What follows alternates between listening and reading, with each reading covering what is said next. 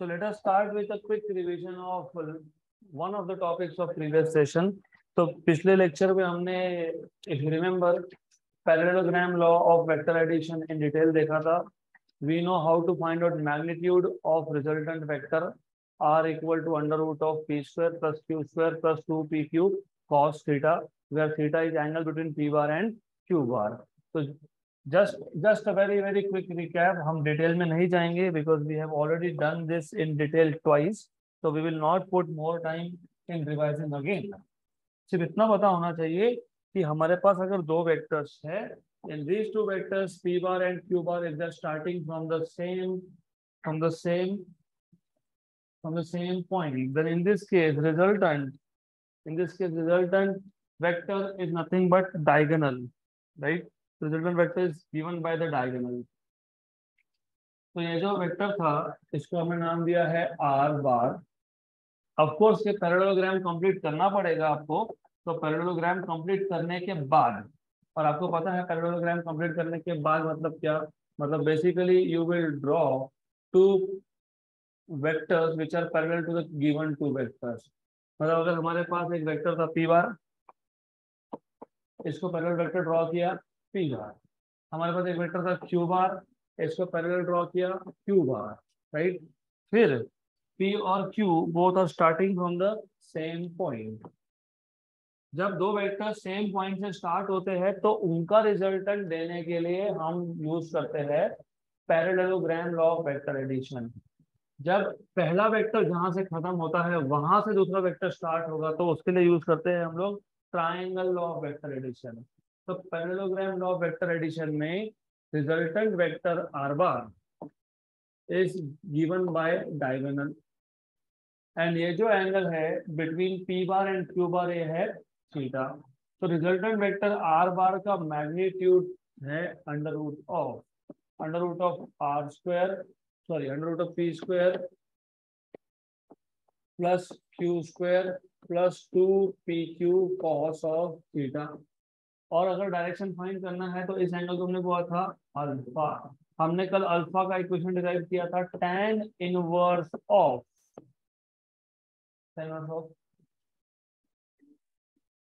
something upon something, q upon p plus q cos theta. So alpha was tan inverse of p sin theta upon p plus q cos of theta. Correct? Right? Similarly, beta is the angle made by resultant with respect to q bar. ये है tan inverse of q sin theta upon q plus p cos theta. Right? Correct है ना. Equation आपको खुद को verify करने चाहिए, तो you should verify because we can not keep on deriving things again and again. तो यू मस्ट नो कि इक्वेशन करेक्ट है कि नहीं. वो कैसे, तो वो डिराइव करके आता है, राइट. तो you will have to derive this and check if they are correct और not. Look, alpha is q sin theta upon p plus q cos theta and beta is tan inverse of p sin theta upon q plus p cos theta. तो correct है.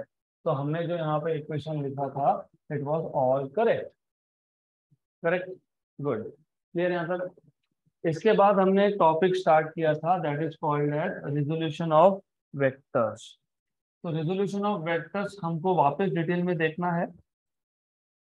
We have already defined what is resolution of vector. याद है क्या? The process of splitting a vector into its components is called as resolution of vector. So we will go into details again of resolution of vectors.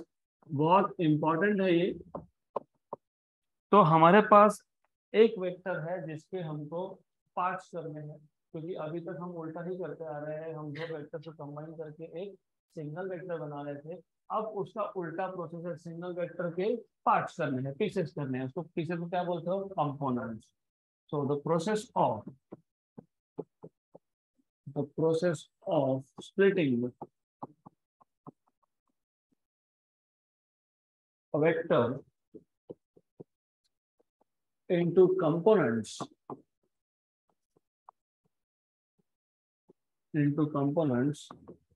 is called as resolution of vectors. Resolution of vector basically. Then मैंने आपको बताया था ये जो component हम find करते हैं, ये कंपोनेंट अगर एक दूसरे को परपेंडिकुलर हुए तो क्या बोलेंगे उनको? Rectangular components. तो यू मस्ट रिवाइज एवरीथिंग. हर दिन आपको रिवाइज करना पड़ेगा. और ध्यान यहाँ पे नोट्स, सबके नोट्स पे ध्यान नहीं, ध्यान यहाँ पे होना चाहिए. You should pay attention here. Notes आप घर पे पढ़ सकते हो, you have time to read at home. मैंने आपको बताया था अगर हमारे पास एक वेक्टर है आर बार, तो हम इस आर बार के कंपोनेंट्स जैसे चाहे मतलब eight which ever angle you want, अगर आपको चाहिए तो आप इसके दो कंपोनेंट्स कर सकते हो. And these two components may not be perpendicular but they are at some angle to each other. So components of a vector can be found at any required angle, but if the components are perpendicular to each other then they are called as rectangular components. हम चाहे तो ऐसा भी find कर सकते थे, right? तो ये कौन से कंपोनेंट्स है? Non rectangular component. अगर हम चाहे तो रेक्टेंगुलर कंपोनेंट भी फाइंड कर सकते हैं. तो if you want you can find out rectangular components also. So it is up to you कि आपको कैसा चाहिए. You want to find out rectangular components, so these two should be perpendicular to each other. तो resolution मतलब क्या करना? Split करना. एक वेक्टर को पार्ट्स में स्प्लिट करना, और जो पार्ट्स होंगे उसको क्या बोलेंगे? Components, right? Then the components of a vector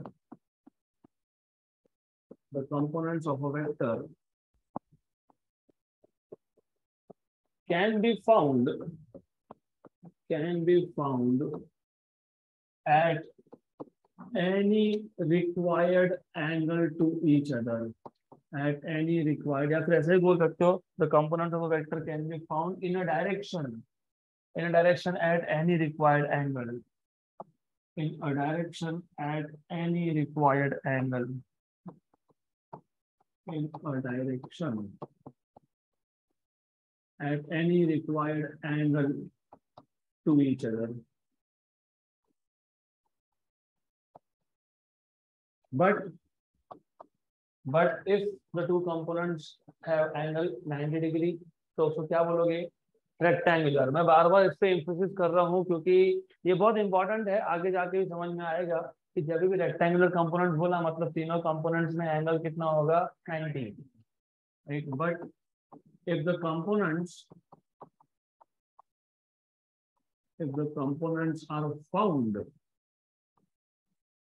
are found normal to each other, मतलब perpendicular to each other, normal to each other, such components are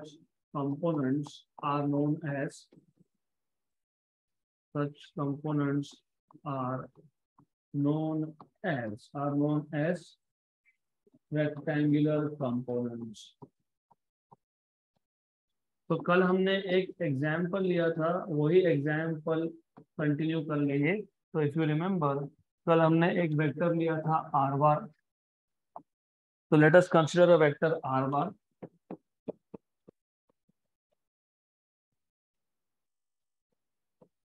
consider a vector R bar which starts from, कहां से start हुआ था ये? तो start from, कहां से start हुआ था बताया था मैंने.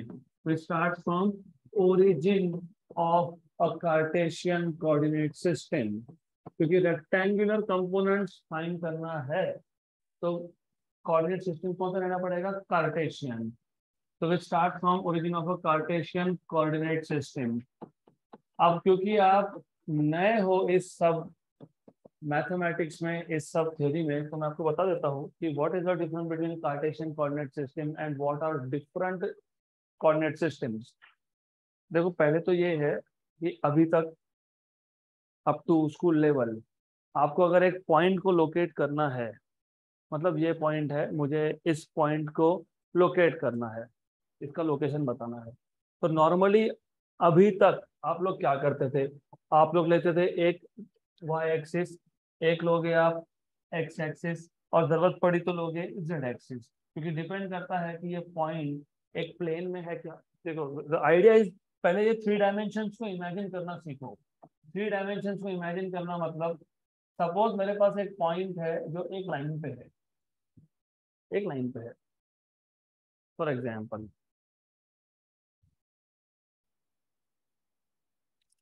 ये लाइन है, ये जो वाइट वाइट आपको दिख रहा है इसके ऊपर, ये एक पॉइंट है, ये सिर्फ एक लाइन पे है।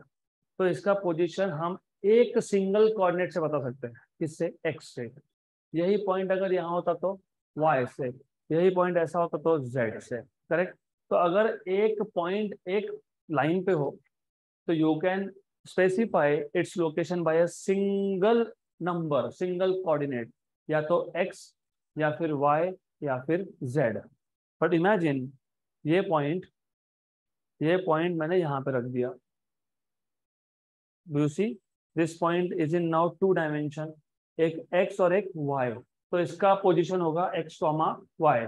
इसी को मैं बाहर लेके आता हूँ, तो तीन कोऑर्डिनेट्स, तीन डायमेंशन, एक्स वाई जेड। तो हम ह्यूमंस, हम कितने डायमेंशन में जीते हैं, थ्री डायमेंशन में, राइट। स्पेस के तीन डायमेंशन, टाइम का एक और, तो चार डायमेंशन।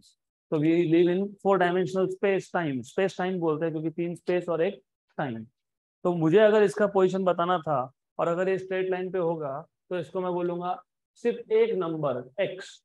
तो एक पॉइंट का बाहर थ्री डी में देखना बंद करो, इधर आ जाओ, इधर, हियर। बाहर का थ्री डायमेंशनल स्पेस बाद में देखेंगे हम, गुड। अगर ये पॉइंट, सपोज ये पॉइंट अगर एक प्लेन में होगा, तो हम इसका कोऑर्डिनेट बताएंगे एक्स एंड वाई। अगर यही तीसरे डायमेंशन में भी आ गया तो एक्स वाई जेड। ये एक सिस्टम है जिसको आप बोलते हो रेक्टेंगुलर सिस्टम, या फिर बोलते हो कार्टेशियन कोऑर्डिनेट सिस्टम, राइट। तो कार्टेशियन कोऑर्डिनेट सिस्टम मतलब specifying in terms of x y z. अब इमेजिन, सपोज सपोज ये पॉइंट एक स्फीयर पे होता, तो maybe you have a sphere, यही पॉइंट है जो एक स्फीयर पे है, करेक्ट। अब हम एक्स वाई जेड की जगह पे दूसरा भी कुछ यूज कर सकते हैं। क्या यूज कर सकते हैं, थिंक। हम बोल सकते हैं कि इसका रेडियस, क्योंकि ये कहाँ पे है, स्फीयर की सरफेस पे, स्फीयर की सरफेस पे, मतलब स्फीयर के सेंटर से डिस्टेंस इसका फिक्स है, कितना है, आर। तो हम इसको आर के टर्म्स में लिख सकते हैं। दूसरा, इसने ये एंगल कितना बनाया, ये एंगल मतलब with respect to one axis, इसको बोलते हैं थीटा। क्या बोलते हैं, थीटा। और दूसरे के साथ कितना बनाया, इसको बोलते हैं फाई। तो इन टोटल ये आर है, ये एंगल है थीटा, और ये एंगल है फाई। तो सेम पॉइंट पी को मैं एक्स या वाई, एक्स वाई जेड में लिख सकता हूँ, या सेम पॉइंट पी को मैं आर थीटा और फाई में लिख सकता हूँ। मैंने बता दिया, आर थीटा फाई, आर मतलब रेडियस, थीटा मतलब angle with respect to x axis, and phi मतलब angle with respect to Z axis. Z axis, इसको मैं जेड मान लेता हूँ, उसको बोल देते हैं वाई, इसको बोल देते हैं एक्स। वो हमारे ऊपर है ना, कहीं पे भी कुछ भी रख दो। आप बोलोगे नहीं नहीं वो एक्सिस हो, ठीक है, वो एक्सिस वाई एक्सिस, क्या फर्क पड़ता है, लेकिन तीनों परपेंडिकुलर है ना, तो कोई फर्क नहीं पड़ता। इट्स नॉट नेसेसरी, कोई जरूरत नहीं कि इसको जेड बोलना है, बोल दो वाई बोलना है तो वाई बोलो, क्या फर्क पड़ता है। बट रिमेम्बर, सेम पॉइंट है, उसका लोकेशन आप एक्स वाई जेड से बता सकते थे, या फिर आर थीटा फाइव से। अब ये R theta phi system use ही क्यों करना है, क्यों यूज करना है, see understand one thing. For example, अभी अर्थ पे हम लोग रहते हैं, आपको पता है अर्थ पे पोजीशन किससे बताते हो, सुना है कभी, लॉन्गिट्यूड लैटिट्यूड। हाँ, तो हमारे सिटी का भी चेक कर लेना। हमारा जो सिटी है ना, वो अराउंड 20 डिग्री नॉर्थ है, नॉर्थ ऑफ इक्वेटर। और हम कौन से कंट्री है, ईस्टर्न कंट्री है, तो हम ईस्ट में आते हैं। तो अगर आप चेक करोगे, गूगल करना, आपने सिटी का नाम डालना, राइट, और आगे लिखना लोकेशन, विकिपीडिया दिखेगा, उधर लिखा होता है कितना डिग्री नॉर्थ, कितना डिग्री ईस्ट, करेक्ट। देखो, दो ही चीज दिए है, एक लॉन्गिट्यूड, एक लैटिट्यूड। अब इमेजिन ये पॉइंट था, ये पॉइंट इस स्फीयर पे कहीं पे भी हो सकता है। तो अगर मैं एक्स वाई जेड यूज करूंगा तो मुझे तीन कोऑर्डिनेट लगेंगे, कौन से तीन, एक्स वाई और जेड। लेकिन अगर मैं आर थीटा फाई यूज करता हूं तो मुझे दो ही कोऑर्डिनेट चाहिए, क्योंकि आर तो कांस्टेंट है, अर्थ के अंदर तो जाएंगे नहीं ना हम लोग, जाएंगे क्या? तो आर चेंज होगा क्या? आर चेंज हो रहा है, आर क्या है, फिक्स है। तो वापस पूरे आइडिया को कलेक्ट करो, अच्छे से समझ लो। एक पॉइंट है जिसका लोकेशन बताना है, तो हम बता रहे थे एक्स वाई जेड में, तो क्या बोल रहे थे हम लोग, कार्टेशियन कोऑर्डिनेट सिस्टम, करेक्ट। अगर मेरे पास ये पॉइंट स्फीयर पे ही है, स्फीयर पे ही रहने वाला है, आप मैं हम सब अर्थ के ऊपर ही रहते हैं ना, अंदर तो जाते नहीं है हम लोग। हो सकता है एक सिटी से दूसरी सिटी में गए, करेक्ट, एक कंट्री से दूसरी कंट्री में गए, हो सकता है वो। अब इमेजिन मैं एक जगह से दूसरी जगह पे गया, तो क्या फिक्स रहेगा, आर। मतलब अब आपको इस पॉइंट के लोकेशन बताने के लिए दो ही कोऑर्डिनेट की जरूरत पड़ रही है, कौन से दो, तो दैट इज वाई हमने कार्टेशियन कोऑर्डिनेट सिस्टम को चेंज करके नया सिस्टम यूज कर लिया, क्योंकि जहां पे कार्टेशियन कोऑर्डिनेट में सेम ऑब्जेक्ट के लोकेशन को बताने के लिए तीन वेरिएबल चाहिए थे, यहाँ पे कितने चाहिए, इसको बोलते हैं spherical polar coordinate system, right. सिर्फ एक्स्ट्रा इन्फॉर्मेशन था, तो हम इतना डिटेल में जाएंगे नहीं, फिलहाल जब जरूरत पड़ेगी तब देखेंगे। And by the way you will not need this, आपको जरूरत पड़ने नहीं वाली इसकी, सिर्फ पता होना चाहिए। अब हमारे पास एक वेक्टर है, कौन सा वेक्टर है, सम वेक्टर आर बार। तो consider a vector R bar which start from origin of a Cartesian coordinate system. तो मैं सबसे पहले एक कार्टेशियन कोऑर्डिनेट सिस्टम लगा देता हूँ। ये आ गया कार्टेशियन कोऑर्डिनेट सिस्टम का ओरिजिन, और ये आ गया वेक्टर, कौन सा वेक्टर, आर बार। कहाँ से स्टार्ट हो रहा है, ओरिजिन से। तो you have this vector R bar which starts from the origin of Cartesian coordinate system, right. Start हुआ ओ से, खत्म हुआ सी पे। तो मैं बोलता हूँ कंसिडर अ वेक्टर ओ सी बार। याद है वेक्टर को डिनोट करने के दो तरीके थे, एक तो जहां से स्टार्ट हुआ, कहां से, ओ से, कहां खत्म हुआ, सी पे, तो ओ सी के ऊपर क्या लिखेंगे, बार, या फिर क्या बोलेंगे, आर बार। क्लियर। अब इसके बाद कंपोनेंट फाइंड करने के लिए हमने क्या किया था, हमने सी पॉइंट से परपेंडिकुलर ड्रॉ किया था। कहां पे ड्रॉ किया था, एक्स एक्सिस और वाई एक्सिस। ये एक्स एक्सिस है, इसको चेंज कर देता हूँ, ये क्या है, वाई एक्सिस है। This is what, this is x axis, this is x-axis, right? So to find component, to find components of R bar, to find components of R bar,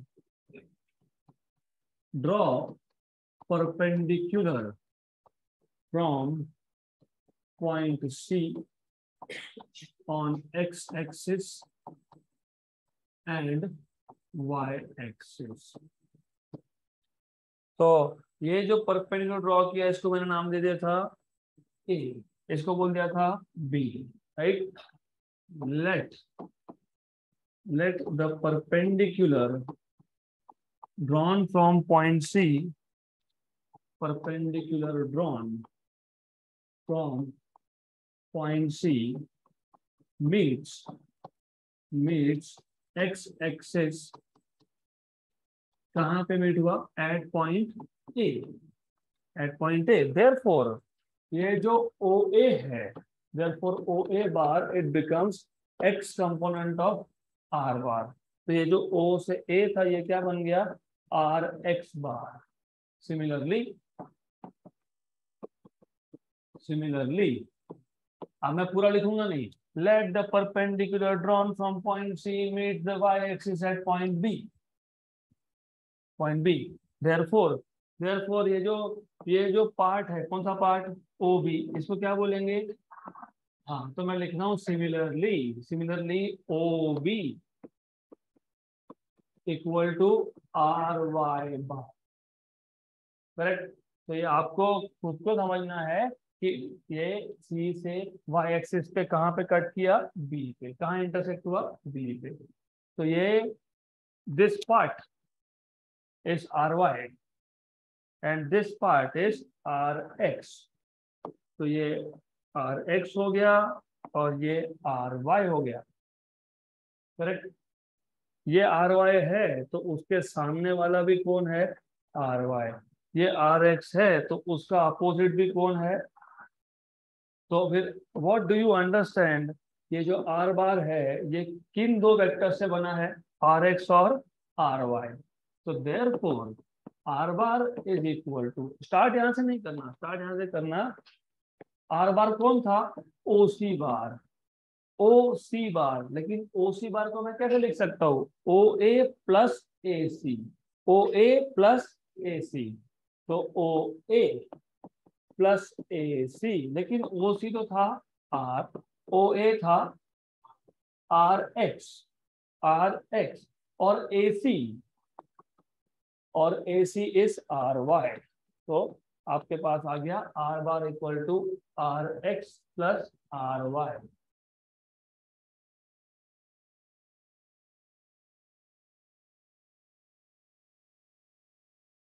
are bar equal to r x bar plus R Y बार।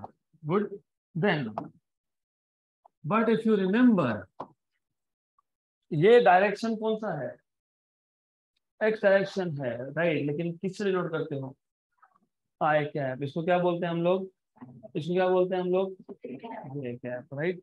तो फिर what you can do is, but you can say rx bar equal to rx I cap and ry bar equal to ry j cap. Therefore, r bar equal to rx I cap plus ry j cap. Now the clear?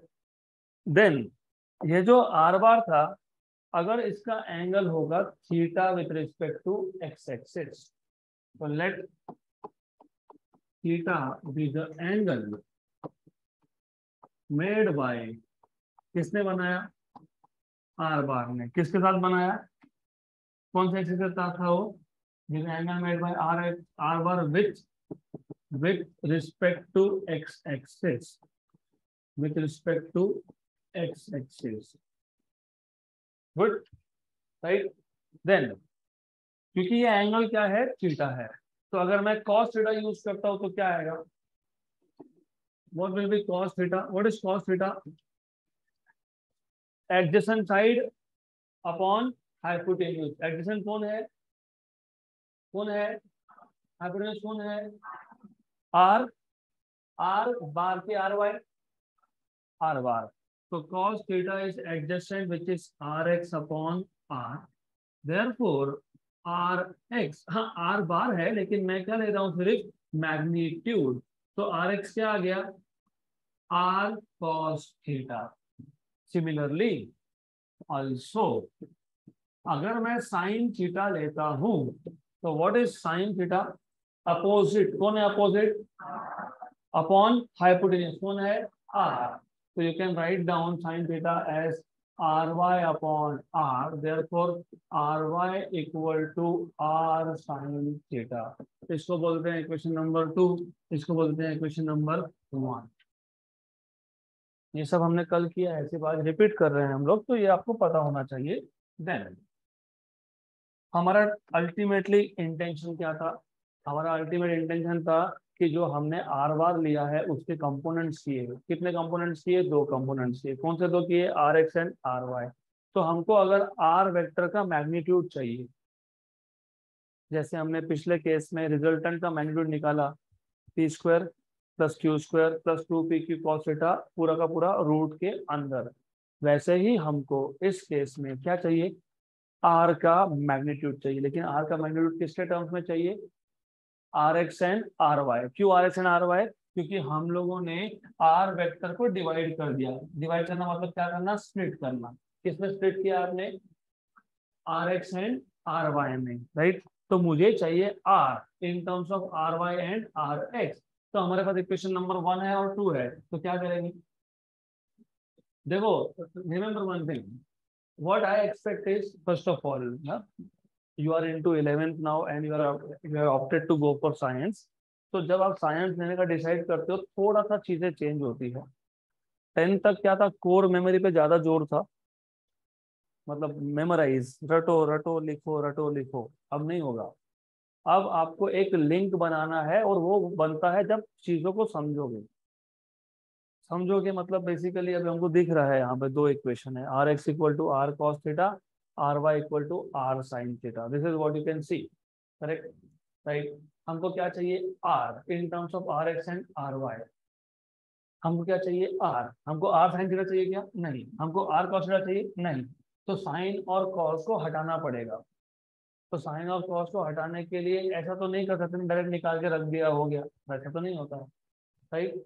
तो we have to think कि कौन कौन से identities हमने सीखे थे जहां से मैं साइन और कॉस को हटा के वन लिख सकूं, sign square theta plus cos square theta. इसका मतलब मुझे स्क्वायर चाहिए, है क्या स्क्वायर, नहीं है, तो क्या करना पड़ेगा, स्क्वायर। और sign square theta plus cos square theta होता है वन, तो प्लस मतलब ऐड करना पड़ेगा। तो squaring and adding equation number 1 and 2। तो इक्वेशन नंबर 1 and 2 को मैं स्क्वायर और ऐड कर लेता हूँ। Squaring and adding equation number 1 and 2। तो इक्वेशन नंबर 1, आर एक्स, इसका स्क्वायर आर एक्स स्क्वायर, ये क्या था, आर कॉस थीटा, तो r square cos square theta. Okay, good. And then r y square, r y square ये आएगा r square sine square theta. Therefore r x square plus are y square, दोनों में कौन common है, तो r square common, cos square theta plus sine square theta, ये कितना होगा, 1। देयरफॉर आपको क्या मिलेगा, r x square plus are y square equal to r square. Therefore आपको क्या मिलेगा, r equal to under root of r x square plus are y square, हो गया, करेक्ट। तो this is the magnitude of r bar in terms of its components. और मैंने आपको कल भी बताया था, इसको बोलते हो एक्स कंपोनेंट, इसको बोलते हो वाई कंपोनेंट। तो इसका मतलब magnitude of r is equal to under root of x component square plus y component square. ये वेक्टर कितने डायमेंशन में था, 2 डायमेंशन में। 2 डायमेंशन में क्यों था, मैंने आपको कल भी बताया था, वहां पे बता देता हूँ। ये वेक्टर है, ये वेक्टर इस बोर्ड के अंदर है। तो इसके दो ही कंपोनेंट है, एक है एक्स कंपोनेंट, एक है वाई कंपोनेंट। अगर मैं इस वेक्टर को ऐसा रखता बाहर की तरफ, तो एक होता आर एक्स, एक होता आर वाई, एक होता आर जेड। तो 3 कंपोनेंट आते हैं, एक्स वाई एंड जेड। तो अगर हमारे पास एक वेक्टर है which is in 3 direction, 3 dimension, right. तो for a 3 dimensional vector, for a 3 dimensional vector, interesting. अभी क्योंकि 3 डायमेंशन की बात हो ही रही है, तो जब मूवी देखने जाते हो ना, 3D मूवी देखा होगा, देखा है 3D मूवी। तो what is the difference between normal 2D movie and 3D movie. Normal 2D movie is just like this screen, एक स्क्रीन पे देख रहे हो, सब कुछ स्क्रीन के अंदर ही चल रहा है। देन ऐसा आता है 3D मूवी, फिर बोलते हैं नहीं नहीं गॉगल पहनना पड़ेगा, then you put goggles, right. तो क्या होता है, वो सब कुछ स्क्रीन के अंदर नहीं चलता, यू फील कि ये आपके सामने हो रहा है सब, मतलब you see objects coming out from the screen, right. Villain ने गोली मारा, हमको लगता है मेरे को लग रहे वाला है, राइट। तो वो 3D मतलब तीसरा डायमेंशन को ऐड कर दिया उसमें। तो फॉर अ 3 डायमेंशनल वेक्टर, पहले यहाँ पे कितने डायमेंशन थे, 2 थे। अब मैं क्या करना हूँ, तीसरा डायमेंशन ऐड कर रहा हूँ। तो कैसे लिखेंगे इसको, R x bar plus R Y bar plus are Z bar. तो अगर हमने आर एक्स बार को आर एक्स आई कैप लिखा था, आर वाई बार को आर वाई जे कैप लिखा था, तो वैसे ही आर जेड बार को आर जेड के कैप लिखेंगे, क्योंकि के cap is a unit vector which gives direction of Z axis. Clear. Similarly magnitude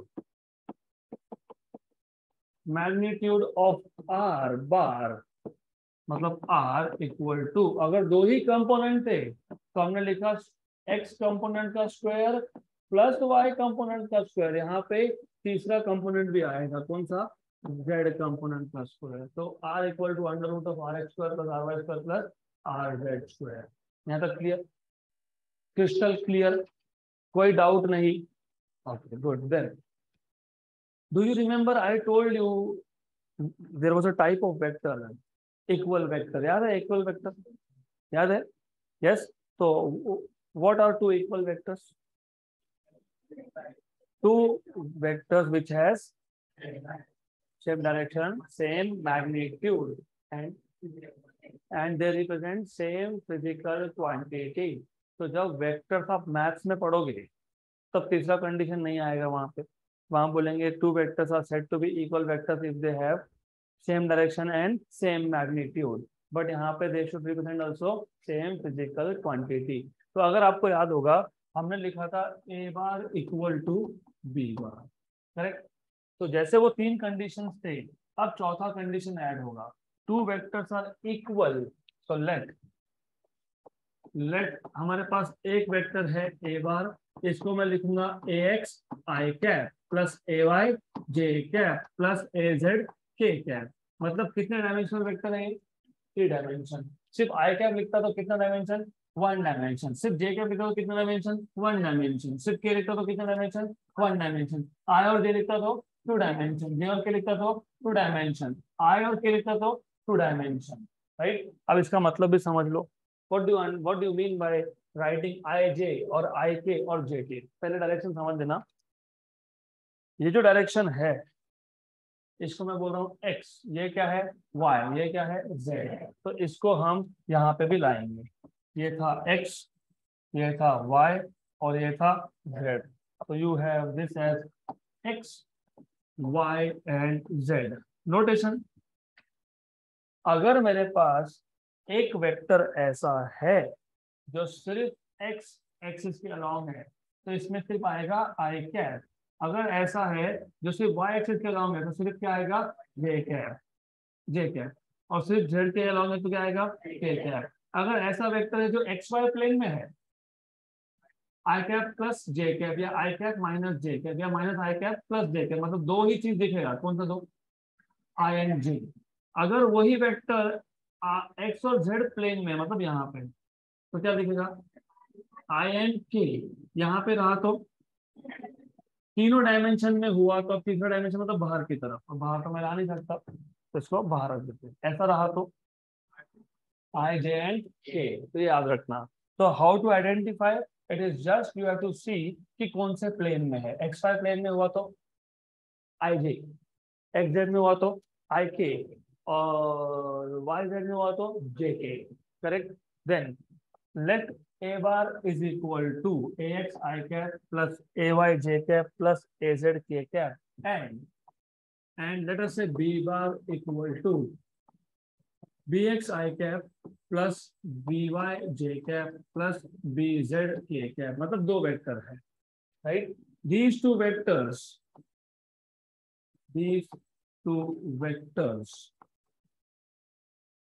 are equal vectors if ax equal to bx, मतलब x component of a vector is equal to x component of b vector, ay equal to by, मतलब y component of a vector equal to y component of b vector, and z component of a vector is equal to z component of b vector। तो जब दो vector आप बोल रहे हो equal है, मतलब उनके कंपोनेंट्स भी क्या है? इक्वल है। तो component should be also equal if two vectors are equal, otherwise they are not equal. For example मेरे पास वेक्टर है ए बार, ये है i cap plus j cap plus k cap. मेरे पास वेक्टर है b bar minus i cap minus j cap minus k cap. Can you say these two vectors are equal? No, why not? क्योंकि दोनों के components equal नहीं है, but they're opposite. कैसे opposite? Minus common निकाल लो i cap plus j cap plus k cap. तो b bar equal to minus, ये कौन है, ए बार, तो b bar equal to minus a bar, correct. तो जब एक के कंपोनेंट दूसरे के कंपोनेंट के नेगेटिव हो तो ax equal to minus B X, A Y equal to minus B Y, A Z equal to minus B Z, then the two vectors are opposite. लेकिन अगर ax equal to B X, A Y equal to B Y और A Z equal to B Z हो तो they are equal vectors. Good, clear है sir. So two vectors are said to be equal if their components are also equal. X component of A equal to X component of B. Y component of A मतलब AY equal to Y component of B मतलब BY. AY equal to BY. AZ equal to BZ. Clear है यहाँ तक, right. तो resolution मतलब resolve करना, मतलब components में ब्रेक करना। आप चाहो तो दो कंपोनेंट कर सकते हो, आप चाहो तो तीन कंपोनेंट कर सकते हो। तो you can break a vector into two और थ्री कंपोनेंट्स। दो होंगे तो वहां पे आपको दो ही दिखेगा, आई जे या फिर आई के या फिर जे के। तीन होंगे तो आपको तीनों दिखेंगे, आई जे एंड के। यहाँ तक क्लियर। तो now let us move ahead to next topic, that is, क्या रह गया पता है, हमने वेक्टर को स्केलर से मल्टीप्लाई करके देख लिया, किया था क्या, पहला ही वेक्टर ऑपरेशन याद है, multiplication of a vector with a scalar. उसके बाद हमने एडिशन किया, एडिशन और सब्ट्रैक्शन। फिर हमने देखा ट्रायंगल लॉ, फिर हमने देखा पैरेललोग्राम लॉ, फिर हमने वेक्टर्स को कर लिया रिजॉल्व। अब आ जाएंगे मल्टीप्लीकेशन ऑफ वेक्टर्स पे। तो सबसे पहले you need to understand multiplication of vectors. ये नॉर्मल मल्टीप्लीकेशन जैसा नहीं है।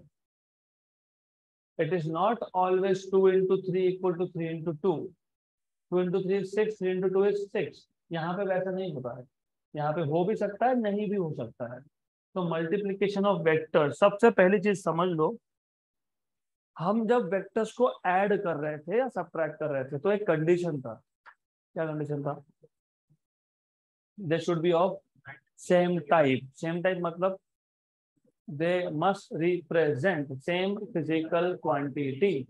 So we have seen that we can add or subtract two vectors representing the same physical quantity, और इन दोनों का रिजल्टेंट हमको क्या देगा, सेम फिजिकल क्वांटिटी। मतलब displacement plus displacement is equal to displacement, velocity plus velocity is equal to velocity, force plus force is equal to force.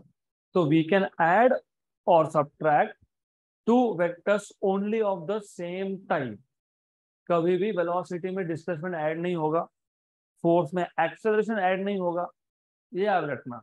लेकिन जब multiplication की बात करते हो तो व्हेन वी मल्टीप्लाई वेक्टर्स, अब वेक्टर्स को मल्टीप्लाई करोगे तो हो सकता है सेम टाइप के हो या फिर डिफरेंट टाइप के हो, दोनों चलता है यहाँ पे। तो you can multiply two vectors of same और different type, right. So when we multiply two vectors of same और डिफरेंट टाइप, अब इसका जो रिजल्ट है, मैंने दो वेक्टर को मल्टीप्लाई किया, मुझे एक स्केलर मिला। देखो ये बेसिक डिफरेंस है। एडिशन और सब्ट्रैक्शन में क्या होता है कि जब आप दो वेक्टर को ऐड या सब्ट्रैक्ट करते हो तो रिजल्टेंट भी वेक्टर ही होता है। जब ऐसा सुनोगे नहीं, vector plus vector is equal to scalar. तो व्हेन यू ऐड और subtract two vectors you always get a vector. लेकिन मल्टीप्लीकेशन में ऐसा नहीं है, मल्टीप्लीकेशन में दो अलग अलग रिजल्ट मिल सकते हैं। तो when you multiply two vectors of same और different types, right, you can get a scalar also. दो वेक्टर को मल्टीप्लाई किया, एक नंबर मिल गया, और दो वेक्टर को मल्टीप्लाई किया, एक वेक्टर मिल गया। तो दो पॉसिबल आउटकम है, एक स्केलर एक वेक्टर। तो इसलिए हम दो टाइप के प्रोडक्ट डिफाइन करते हैं। एक प्रोडक्ट को बोलते हैं स्केलर प्रोडक्ट, एक को बोलते हैं वेक्टर प्रोडक्ट, राइट। तो रिमेंबर दिस। मैं थोड़ा सा बेसिक इंट्रोडक्शन यहाँ पे लिखूंगा so that you can connect. तो we know that, what do you know, ये याद रखना, ये भी बहुत जगह पता नहीं होता। This is what we know that, this is not wicket. we know that when we add or subtract subtract two vectors of same type, ये भूलना मत, of same type, we get resultant कौन होता है? स्केलर की vector we get resultant vector of the same type. ये fix है, displacement plus displacement is equal to displacement, ये फिक्स है, यहाँ पे कुछ चेंज नहीं हो सकता. But wait, however when we multiply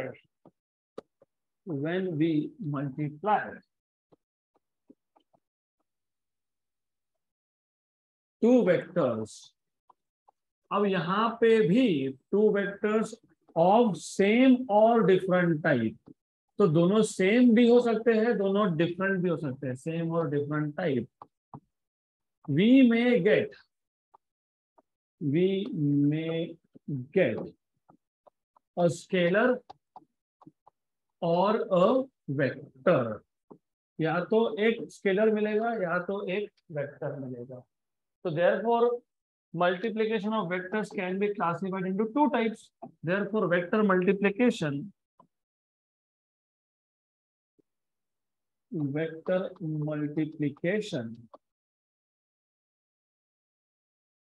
can be classified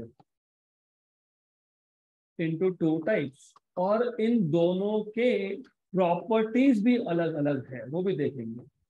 पहले हम स्टार्ट करेंगे पहले से. अगर दो वेक्टर को मल्टीप्लाई किया और एक नंबर मिल गया, नंबर मतलब क्या? मैग्नीट्यूड मतलब क्या? स्केलर. तो पहले प्रोडक्ट को हम बोलेंगे स्केलर प्रोडक्ट. क्या बोलेंगे? Scalar product. मैंने जानबूझ के यहाँ पे स्पेस रखना है खाली. दिक्कत कहाँ आती है? प्रॉब्लम इज मेरे पास एक वेक्टर था ए बार, मेरे पास दूसरा वेक्टर था बी बार. मैंने इन दोनों को मल्टीप्लाई कर दिया, मुझे एक नंबर मिल गया, मतलब मैग्नीट्यूड अलोन, सिर्फ मैग्नीट्यूड मिल गया. सिर्फ मैग्नीट्यूड को क्या बोलते हो? स्केलर. मैंने एक वेक्टर लिया ए बार, दूसरा वेक्टर लिया बी बार, दोनों को मल्टीप्लाई कर दिया, मुझे मिल गया मैग्नीट्यूड प्लस डायरेक्शन. तो मैं इसको क्या बोलूंगा? वेक्टर. करेक्ट? Right, good. तो रिजल्ट अगर स्केलर है तो स्केलर प्रोडक्ट, रिजल्ट अगर वेक्टर है तो वेक्टर प्रोडक्ट. करेक्ट. हम पहले स्केलर प्रोडक्ट पे फोकस करेंगे. अब प्रॉब्लम क्या है? दोनों ही मल्टीप्लिकेशन है.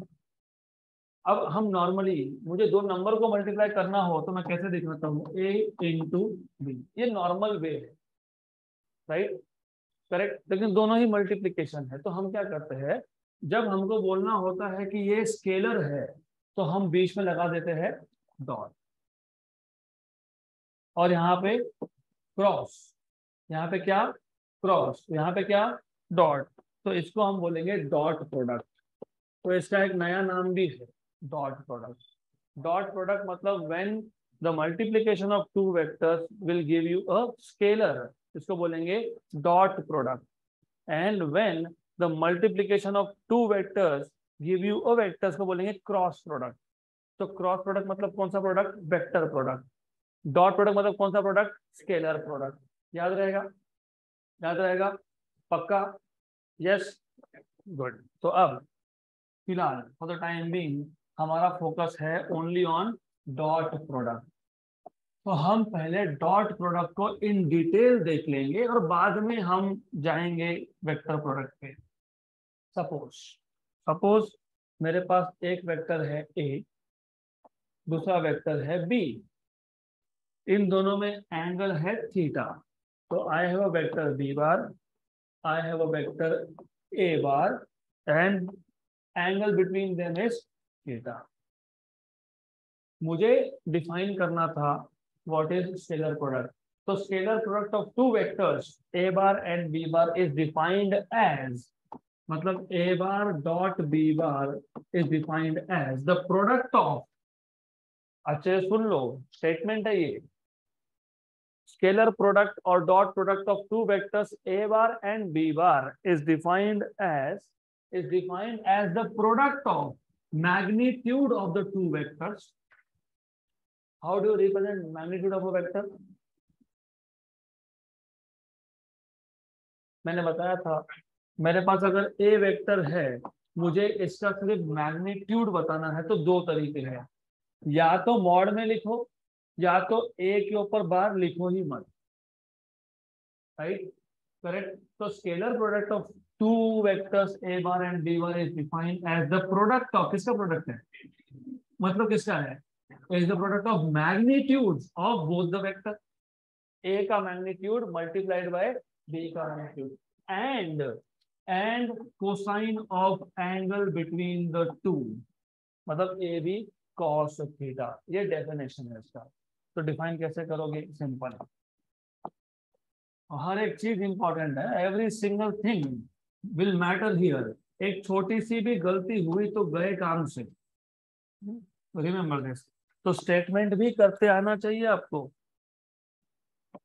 That is what I was telling you, 10th to 11th there is a sharp transition. अब याद रखना है, यस, लेकिन उसको प्रॉपर लिखना भी पड़ेगा, क्योंकि अभी वो थ्योरी सब्जेक्ट गए ना, हिस्ट्री गया, ज्योग्राफी गया, अभी नहीं है, अभी साइंस है यहाँ पे। तो science in fact is very easy.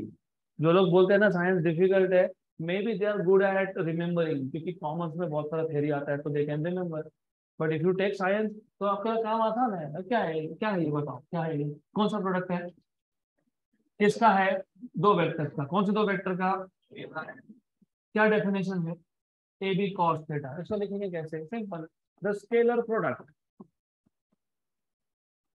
The scalar product, क्योंकि मल्टीप्लिकेशन मतलब क्या होता है, product, the scalar product of two vectors, of two vectors A bar and B bar. अब यहाँ पे वो पिछला वाला कंडीशन गया, ऑफ द सेम टाइप नहीं, हो सकता है, नहीं हो सकता है, तो हमको बताना ही नहीं है सेम टाइप है कि नहीं है, राइट। तो आप ऐसा बोल सकते थे, the scalar product of two vectors A bar and B bar of same और different type, doesn't matter, we will not write down, हुआ तो ठीक, नहीं हुआ तो भी ठीक। The scalar product of two vectors A bar and B bar is defined as is defined as is defined as the product of, इसका product है मैग्नीट्यूड्स का, is defined as the product of magnitudes of both the vectors, क्योंकि a का भी और b का भी,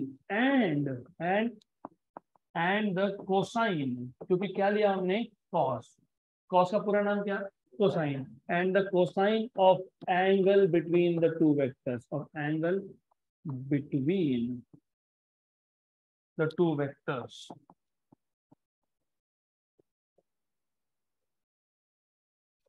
right, correct। it is also known as क्या बोलते हैं इसको, और क्या नाम देते हो, it is also known as dot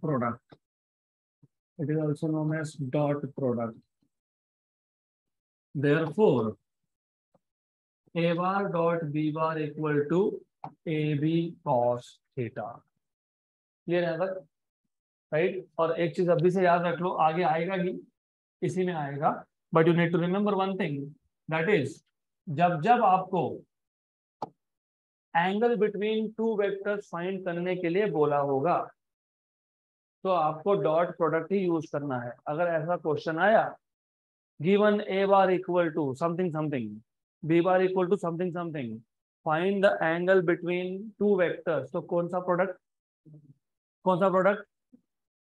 Q dot product, क्योंकि एंगल खुद क्या है, स्केलर है, तो कौन सा प्रोडक्ट यूज करोगे, स्केलर प्रोडक्ट यूज करोगे, क्योंकि एंगल खुद क्या था, स्केलर है। तो क्या करेंगे, सिर्फ ऐसा करेंगे, ये जो कॉस थीटा है, इस कॉस थीटा को लिख देंगे A bar dot B bar upon A B, सिर्फ ए बी को शिफ्ट कर दिया, डन। वो डिटेल में हम लोग देखेंगे बाद में। यहाँ तक क्लियर, पक्का। तो डेफिनेशन याद रहेगा, what will be p bar dot q bar, a bar dot B bar, अगर ए बी कॉस थीटा है तो p bar dot q bar क्या आएगा, p q cos theta, correct, right, good. तो अब एक एक करके हम देखेंगे प्रॉपर्टीज मतलब कैरेक्टरिस्टिक्स ऑफ स्केलर प्रोडक्ट, क्या 7-8 प्रॉपर्टीज है कुछ, एंड वेरी इंपॉर्टेंट कैरेक्टरिस्टिक्स मतलब प्रॉपर्टीज। याद है कि हमने वेक्टर एडिशन के भी प्रॉपर्टीज देखे थे, याद है? नाम तो सुना ही होगा, कौन सा नाम? Commutative and associative. वैसे यहाँ पे भी कुछ प्रॉपर्टीज है, तो कैरेक्टरिस्टिक्स और properties of scalar product. Property number 1, जैसे वेक्टर एडिशन कम्यूटेटिव था, वैसे ही स्केलर प्रोडक्ट भी क्या है? कम्यूटेटिव है। तो scalar product is commutative. Scalar product is commutative.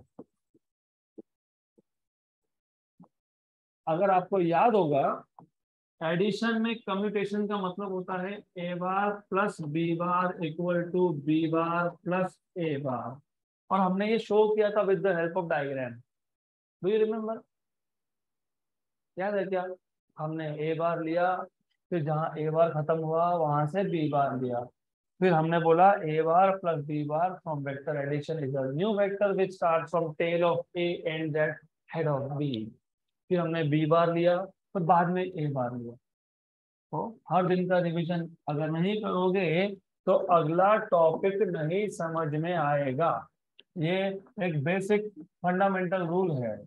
If you do not revise every day, you will not be able to understand. देखो ये वाला diagram, P bar Q bar, P bar plus Q bar is R one bar, फिर Q bar plus p bar is r2 bar. R1 and R2 both start from O and end at B. Hence, you can say R1 bar equal to R2 bar, which means P bar plus Q bar equal to Q bar plus P bar. तो अब ये ज्यादा easy है।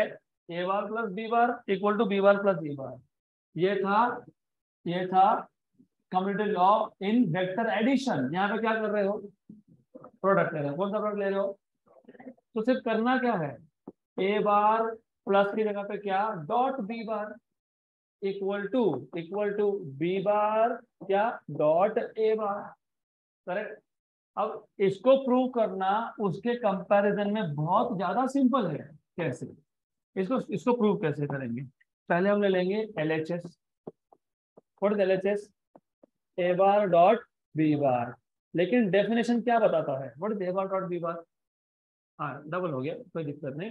What is A bar dot B bar? A B cos theta. A B cos theta. A क्या है? Magnitude किसका? ए का। मतलब क्या? नंबर। नंबर ही है ना। मैग्नीट्यूड मतलब क्या होता है? नंबर। बी क्या है? मैग्नीट्यूड किसका? बी बार का। क्या है? नंबर। कॉस ऑफ थीटा क्या है? नंबर। What is cos 30? √3/2 मतलब क्या? नंबर। What is cos 45? 1/√2 मतलब क्या? नंबर। तो मुझे बताओ, number into number into number. Correct. Tell me, अगर मैं 2 × 3 × 4 लिखता हूँ, या फिर मैं 4 × 3 × 2 लिखता हूँ, या फिर मैं 2 × 4 × 3 लिखता हूँ, फर्क है क्या कुछ? नहीं। ओके। तो फिर आप क्या कर सकते हो? ये जो ए बी कॉस थीटा था, इसको लिख दो बी ए कॉस थीटा। क्या लिखोगे? B a cos theta. जैसे a B cos theta a bar dot B bar है, वैसे बी ए कॉस थीटा कौन है? लेकिन ये कौन था? Right hand side. Therefore LHS equal to RHS। इसका मतलब A bar dot B bar is equal to B bar dot A bar. हो गया प्रूव, खत्म। कोई डायग्राम नहीं, कुछ नहीं, कुछ नहीं, डन। तो you have A bar dot B bar equal to B bar dot A bar. ये पहला प्रॉपर्टी। मतलब स्केलर प्रोडक्ट में आप पहले कौन सा वेक्टर लिख रहे हो कोई फर्क नहीं पड़ता। ए बार डॉट बी बार लिखो, बी बार डॉट ए बार लिखो, वेक्टर में फर्क पड़ेगा, वो बाद में देखेंगे। ये है पहला। अब दूसरा प्रॉपर्टी, यहाँ पे एसोसिएटिव की बात नहीं होती, यहाँ पे डिस्ट्रीब्यूटिव की बात होती है। Distribution, what do you mean by distribution? बांटना, राइट ना। I will distribute you notes मतलब I will give you notes, right. तो डिस्ट्रीब्यूशन मतलब क्या? फॉर एग्जाम्पल मेरे पास एक वेक्टर है बी, दूसरा वेक्टर है सी, और एक वेक्टर है मेरे पास ए बार। तो मैं अगर ए बार का डॉट प्रोडक्ट लेता हूँ, remember remember remember, B bar plus सी बार, ये बी बार प्लस कर रहे हो मतलब बी और C are of the same time. A दूसरा हो सकता है लेकिन बी और सी सेम होने चाहिए। और दो वेक्टर को ऐड करोगे तो क्या मिलेगा, एक वेक्टर मिलेगा, क्योंकि दो वेक्टर का एडिशन मतलब क्या, रिजल्टेंट। रिजल्टेंट मतलब क्या, सिंगल वेक्टर। तो एक एक चीज याद नहीं चाहिए, रिजल्टेंट मतलब क्या होता है, सिंगल वेक्टर। तो बी बार प्लस सी बार क्या है, सिंगल वेक्टर है, correct. Then what do you mean by distributive law? a bar dot b bar plus c bar is a bar dot b bar plus a bar dot c bar। इसका मतलब A bar ये B पे और सी पे क्या हुआ, distribute. इसको क्या बोलते हैं, डिस्ट्रीब्यूटिव। लॉजिकल भी है। ए इंटू बी प्लस सी बोला मैंने, नॉर्मल मल्टीप्लीकेशन वही होता है ना, नॉर्मल मल्टीप्लीकेशन क्या होता है, ए बी प्लस ए सी। सिर्फ दिक्कत क्या है, ये नॉर्मल मल्टीप्लीकेशन है, यहाँ पे स्केलर मल्टीप्लीकेशन है। क्योंकि ये क्या था, स्केलर प्रोडक्ट था। हम किससे प्रॉपर्टी देख रहे हैं, स्केलर पे। तो सिर्फ किया क्या हमने, ये नंबर्स थे, नंबर्स में स्केलर्स थे। अगर इसको मैं वेक्टर बनाता हूँ तो फिर मुझे स्पेसिफाई करना पड़ेगा, बीच में डॉट डालना पड़ेगा, दैट्स इट, करेक्ट। तो वही किया है यहाँ पे, A bar dot B bar plus C bar is A bar dot B bar plus A bar dot C bar. तो you can say scalar product is distributive. क्या है ये, distributive. Scalar product is distributive। और ये आपको without proof करना है, you are not suppose to prove this. हर एग्जाम में क्वेश्चन भी नहीं आएगा prove that scalar product is distributive. आया तो फिर दिमाग लगाना, कर लेना, इट्स नॉट डिफिकल्ट। छोड़ो उसको, आएगा नहीं वो वैसे। देन अगला है special cases of scalar product. मतलब क्या, स्पेशल केसेस, कुछ स्पेशल केसेस नहीं है। First of all there is nothing special, ये सिर्फ नाम दिया है तो भी ठीक है। You know what is A bar dot B bar definition, a b, very good.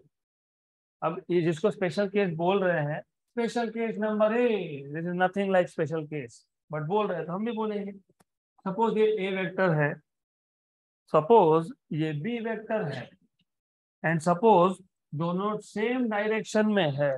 तो सेम डायरेक्शन में होना मतलब दोनों में एंगल कितना है, सेम मतलब कितना है,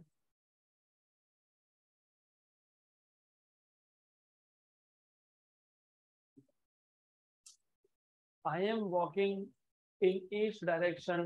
My friend is also walking in each direction. What is the angle of me with my friend? Zero, 0 degree. So if A bar and B bar are pointing in the same direction, that is theta is equal to 0. तो ये special case number 1 बोलते हैं इसको। So angle between these two vectors is same. अगर theta equal to 0 है तो a bar dot b bar will be a b cos of 0. What is cos 0? 1. तो क्या आएगा, a b। So if two vectors are in the same direction, then their dot product is just product of magnitudes. Done. A bar dot b bar is ab, p bar dot q bar is pq, x bar dot y bar is xy. Clear? Yep. Special case number 1. Special case number 2, again there is nothing called as special cases, सिर्फ angle की value change कर दिया, बोल गया special case. तो if I have, ठीक है, if it doesn't work like this तो I will just put a arrow head here. What is angle, होता है ना। अरे मैं तुझे मिलने के लिए निकला तेरे घर के डायरेक्शन में, तू मुझे मिलने के लिए निकला मेरे घर के डायरेक्शन में। What is angle, 180, right, 180।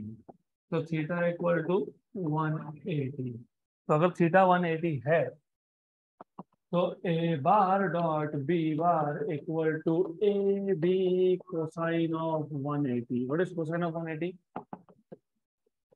कितना है, -1, 0 नहीं है, 1 तो माइनस ए बी, ये हो गया case number 2। Case number 3, c case. what if this is important, very important, what if, what is the angle 90, मतलब इसको नॉर्मल लैंग्वेज में क्या बोलते हैं, perpendicular. if a bar and b bar are two perpendicular vectors, they are perpendicular to each other, मतलब theta equal to कितना, therefore a bar dot b bar equal to ab cos 90, what is cos 90, 0, so what is this product, oh this is really important, physics में ये आगे जाके बहुत काम में आएगा। दो वेक्टर्स का डॉट प्रोडक्ट जीरो होना मतलब दो वेक्टर्स एक दूसरे को परपेंडिकुलर होना। गुड। तो जब भी आपको ऐसा बोला हो show that two vectors are perpendicular to each other, तो क्या शो करोगे, दोनों वेक्टर का डॉट प्रोडक्ट क्या आएगा, जीरो। क्या आएगा, जीरो। Very good. और इसका उल्टा भी ट्रू है, मतलब दो वेक्टर्स परपेंडिकुलर है ये शो करना है, मतलब स्केलर प्रोडक्ट जीरो है ये शो करना है, उसका उल्टा स्केलर प्रोडक्ट जीरो है मतलब दोनों वेक्टर परपेंडिकुलर है। फॉर एग्जाम्पल फिजिक्स में ये कहाँ लगेगा, 12th का पहला चैप्टर और 11th में भी थोड़ा सा पार्ट है circular motion. What do you mean by circular motion, there are many types of motion. Yes, what is circular motion, 360 angle, okay ठीक है। What do you mean by circular motion is there are many type of motion. For example, मेरे पास एक object है जो continuously straight line में move हो रहा है, इसको बोलते हो स्ट्रेट लाइन मोशन। इसके 4-5 नाम है, linear motion, straight line motion, motion along straight line, rectilinear motion, translational motion. हाँ, ऐसा भी तो हो सकता था। कौन सा मोशन है, और खुद ने आपने कितनी बार एक्सपीरियंस किया है, जतरा में गए होंगे, झूले पे बैठे होंगे, वो बड़ा वाला, वो साइड वाला, right. so this is called as circular motion. Interestingly, अगर आपको इसका फिजिक्स का पार्ट पता है तो आपको पता है सेंटर से रेडियस तक, सेंटर से रेडियस तक अगर मैं एक वेक्टर ड्रॉ कर दूं, well by the way centre से, नॉट रेडियस, सेंटर से सर्कमफरेंस, सेंटर से सर्कमफरेंस तक ये जो लाइन है इसको क्या बोलते हैं, इसको अगर मैंने वेक्टर बना दिया तो क्या बन गया।